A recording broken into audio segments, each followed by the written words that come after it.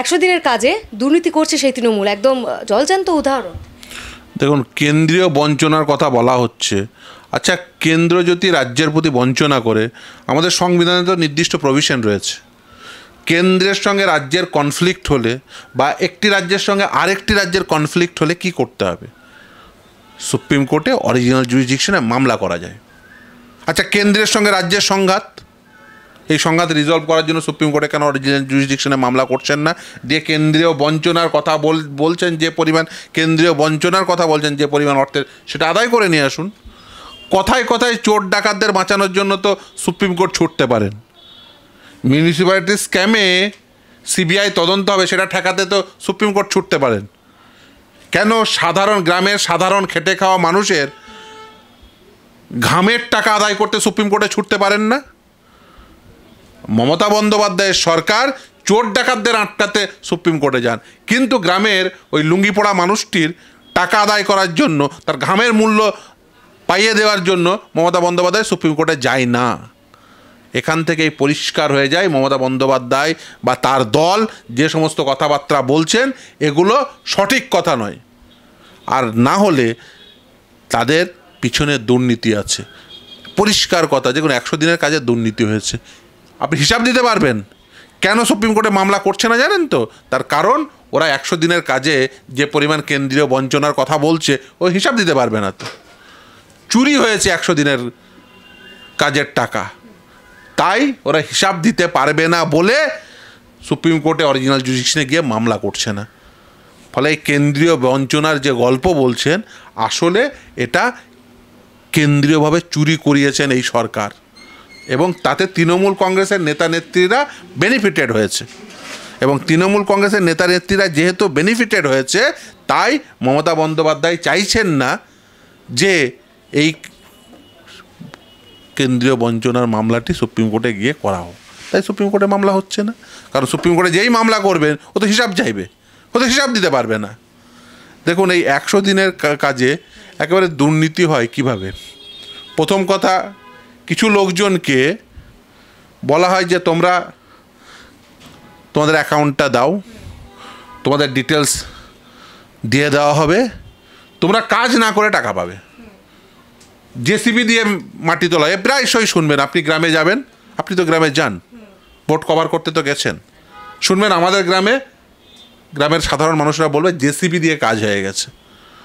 এবার তৃণমূল নেতারা কি করছে? তৃণমূল নেতারা যে মানুষটির ওই ধরুন 100 দিনের কাজের অ্যাকাউন্ট আছে, তাকে বলছে তুই তো কাজ করিসনি, তোর অ্যাকাউন্টটা দিবি, তোর অ্যাকাউন্টে টাকা ফেলে দেওয়া হবে, তার পরিবর্তে তুই 10,000 টাকা পেলে আমাকে 9,000 টাকা বা 9,500 টাকা দিয়ে দিবে। তৃণমূল নেতার বলছে যে তৃণমূল নেতাকে 9,500 টাকা দিয়ে দিতে হবে, সে 500 টাকা পাবে। সে তো, তাকে বোঝানো হচ্ছে এটা এই গ্রামের ওই সাধারণ খেটে খাওয়া মানুষটিকে, যে তুই তো কাজ করিসনি, অথচ তুই দেখ 500 টাকা পেয়ে গেলি, শুধু আমাকে ওই তৃণমূল কংগ্রেসের নেতাকে 9,500 টাকা দিয়ে দিতে হবে। এইভাবে বঞ্চনা করছে, এইভাবে দুর্নীতি করছে। আর দ্বিতীয় আর একটা কথা বলি, এই যে রাজ্য সরকার বলছে না যে কেন্দ্র টাকা দিচ্ছে না, আমরা টাকা দিয়ে দেব। আচ্ছা, এই যে ধরুন পশ্চিমবঙ্গ থেকে কেন্দ্রীয় সরকার তো ট্যাক্স তুলে নিয়ে যায়, ট্যাক্সের টাকা আপনার আমার করের টাকা কেন্দ্র নিয়ে গেল। ওই যে মমতা বন্দ্যোপাধ্যায় বলে, এবং সঠিক বলে, যে কেন্দ্র আমাদের রাজ্য থেকে এত হাজার কোটি টাকা ট্যাক্স আকারে, কর আকারে নিয়ে যায়। তারপর কেন্দ্রের তো নিজস্ব কোনো ব্যবস্থা নেই, এই রাজ্যগুলো থেকেই তো কর তুলে কেন্দ্র নিজের ফান্ড তৈরি করছে। তাহলে রাজ্যের অধিবাসীগুলোদের থেকে, বিভিন্ন রাজ্যের অধিবাসীগুলো থেকে, আচ্ছা পশ্চিমবঙ্গের অধিবাসীরা যে পরিমাণ ট্যাক্স দিল, যদি ধরুন 100 দিনের কাজের টাকা হিসেবে সেটা কেন্দ্র থেকে ফিরে আসে, তাহলে কী হলো? পশ্চিমবঙ্গের অধিবাসীরা যে পরিমাণ ট্যাক্স দিল, সেখান থেকে একটা অংশ পশ্চিমবঙ্গে ফিরে এলো। আচ্ছা, যে টাকাটা দেয়নি, যার জন্য কেন্দ্রীয় বঞ্চনার কথা বলে এই অভিষেক বন্দ্যোপাধ্যায় এই রাজভবনের সামনে বসেছিল, ড্রামা করেছিল, নাটকটা করেছিল, আচ্ছা সেই টাকাটা যদি কেন্দ্র থেকে আসতো, তাহলে পশ্চিমবঙ্গ মানুষের দেওয়া করের কিছুটা অংশ আসতো। তারা নাটক করলেন, নাটক মঞ্চস্থ করলেন, কিন্তু একটা মামলা করলেন না। কেন্দ্রের টাকা সেই একটা ভগ্নাংশ হলে আসতো, সেটা পশ্চিমবঙ্গে এলো না। তাহলে পশ্চিমবঙ্গের মানুষের করের দেওয়া টাকা অন্য রাজ্যে যাচ্ছে, কারণ কেন্দ্র তো ধরুন অন্য ধরুন বিহারকে দিচ্ছে, বা রাজস্থানকে দিচ্ছে, বা গুজরাটকে দিচ্ছে, অর্থাৎ পশ্চিমবঙ্গের মানুষ কর দিয়ে কেন্দ্রে পাঠাচ্ছে, কিন্তু কেন্দ্রে টাকা, ওই যে কেন্দ্রীয় বঞ্চনা বলা হচ্ছে, কেন্দ্রের টাকা পশ্চিমবঙ্গে আবার ফিরে আসছে না 100 দিনের কাজের আকারে। তার কারণ মমতা বন্দ্যোপাধ্যায়ের দল, তৃণমূল কংগ্রেসের নেতারা চুরি করেছে। যদি সত্যি সত্যি কেন্দ্রীয় বঞ্চনা হতো এবং যদি চুরিটা না করতো, যদি কেন্দ্রীয় বঞ্চনা আছে, আমি স্বীকার করছি আছে, কিন্তু মমতা বন্দ্যোপাধ্যায়ের দল যদি চুরিটা না করতো, তাহলে অরিজিনাল জুডিশিকশনে মামলা করে কয়েক হাজার কোটি টাকা কেন্দ্র থেকে আনতে পারত। এই কয়েক হাজার কোটি টাকা যেটা পশ্চিমবঙ্গে আসার কথা ছিল, সে তার টাকা চলে গেল গুজরাটে বা রাজস্থানে। এই গুজরাটে বা রাজস্থানে, অর্থাৎ পশ্চিমবঙ্গের মানুষের দেওয়া করের টাকা দিয়ে উন্নতি হচ্ছে গুজরাটের বা রাজস্থানের। আর এই মমতা বন্দ্যোপাধ্যায়ের দল চুরি করার জন্য পশ্চিমবঙ্গের সাধারণ মানুষের উন্নয়নে সেই টাকা ব্যবহৃত হচ্ছে না। আর তার পরিবর্তে নাটক হচ্ছে অভিষেক বন্দ্যোপাধ্যায়, সে তাকে নেতা বানাতে হবে মমতা বন্দ্যোপাধ্যায়ের।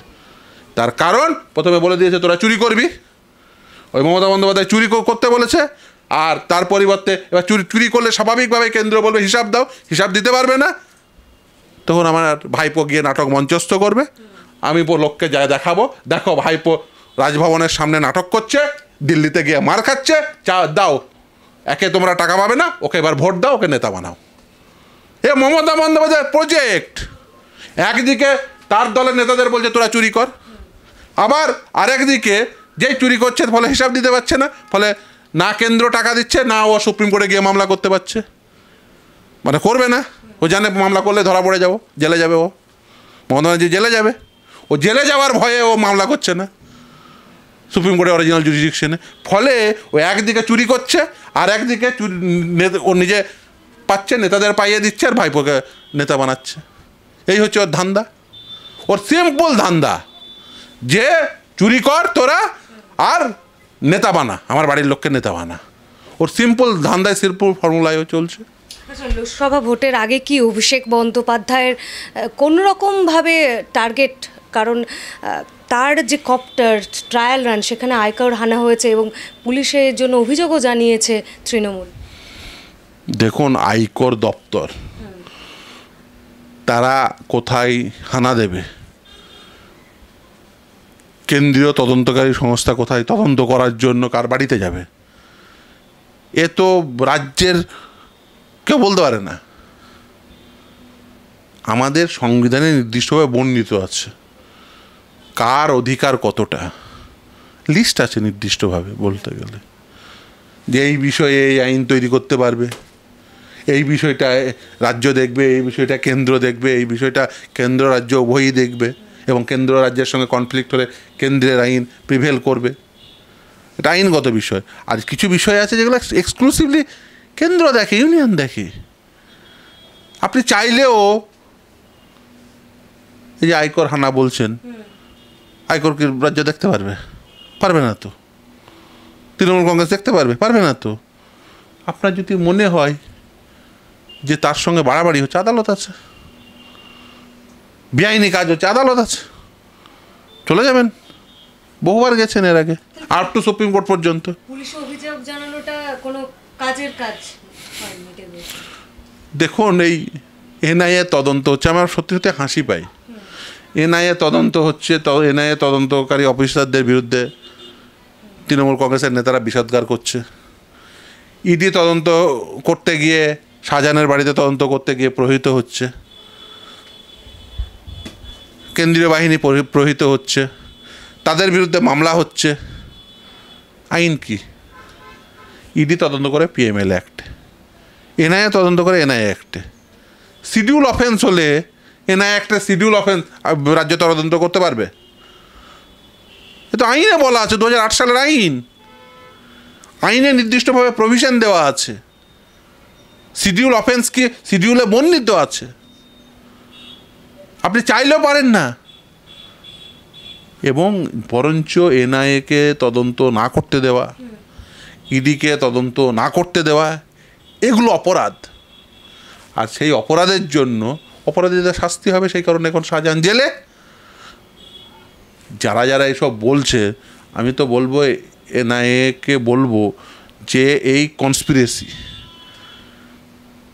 ইডিকে বলবো এই কনস্পিরেসি কোথা থেকে হচ্ছে এর খবর লাগান। এ কলকাতার কোন জায়গা থেকে গিয়ে ফোন যাচ্ছে যে পেটা আটকা, এই ফোন যেখান থেকে যাচ্ছে সেগুলোকে আগে ধরুন, সেগুলোকে আগে ধরুন। এই কারণে তার কারণ সেগুলো কনস্পিরেসিটা করছে, তারাও ওই লোকাল লোকজনকে বা একজন সাধারণ কর্মীকে তাঁতাচ্ছে, সেইগুলোকে আগে ধরুন, সেই কটাকে ধরে জেলে ভরুন, প্রথম সেই কটাকে জেলে ভরুন, তাহলেই সবগুলো ঠান্ডা হয়ে যাবে। এই যার যার কাছ থেকে, উপরের নেতার কাছ থেকে এই নির্দেশগুলো যাচ্ছে, সে কোটাকে, এই পালের গোদাগুলোকে আগে ধরুন, তাহলে পাল দেখবেন ঠিক হয়ে যাবে। ভোটের মুখে আমরা তো আগেও দেখেছি মমতা ব্যানার্জি হোক বা দলের অন্যান্য নেতাদের, তৃণমূলের, তারা এরকম প্ররোচনামূলক এরকম মন্তব্য তো করেছেন, মানুষকে হাতে লাঠিঝাঁটা তুলে নেওয়ার কথা বলেছেন। দেখুন, তৃণমূল কংগ্রেস একটি দুর্নীতিগ্রস্ত এবং দুষ্কৃতীদের দল। তাদের কাছ থেকে আপনি কি মনে করেন খুব ভালো ভালো কথা শুনবেন? আচ্ছা, মমতা বন্দ্যোপাধ্যায় কোন দিন ভালো কথা বলেছে, সত্য কথা বলেছে বলুন তো? আচ্ছা, মমতা বন্দ্যোপাধ্যায় যা যা বলেছে, মমতা বন্দ্যোপাধ্যায়ের কথা আনইন্টারাপ্টেড ধরুন 10 ঘন্টা চালান, বিভিন্ন সবাই যা বলেছে খুঁজে আপনি 10টা সত্য কথা নিয়ে আসবেন। 10 ঘন্টা ওর বিভিন্ন সবাই যা বলেছে, আপনাকে দায়িত্ব দিলাম, আপনার দর্শকদের দায়িত্ব দিলাম, খুঁজে 10টা সত্য কথা, যে মমতা বন্দ্যোপাধ্যায় এই সত্য কথাটা বলেছে, মমতা বন্দ্যোপাধ্যায় এই সত্য কথা বলেছে, মমতা বন্দ্যোপাধ্যায় এই সত্য, 10টা সত্য কথা বলে নিয়ে আসবেন। দায়িত্ব দিয়ে বলছে, বলে না ও। মুখ্যমন্ত্রীকে মিথ্যেবাদী বলছেন তাহলে সরাসরি একেবারে?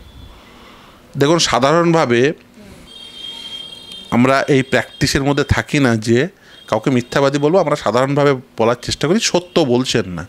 কিন্তু দুর্ভাগ্য হলেও সত্য, মমতা বন্দ্যোপাধ্যায়কে সত্য বলছেন না এই কথাটা বলাটা সত্যের অপলাপ। ও এমন চূড়ান্ত মিথ্যা কথা বলে, ওর জন্য একবার গৌতম দেব বলেছিল প্যাথোলজিক্যাল লায়ার। সত্যি সত্যি এই প্যাথোলজিক্যাল লায়ার শব্দটির সঙ্গে যদি কেউ জাস্টিফাই করতে পারে, সেটা হচ্ছে Mamata Bandyopadhyay. She is a pathological liar. ওর মিথ্যা বলাটা একেবারে অন্য পর্যায়ের।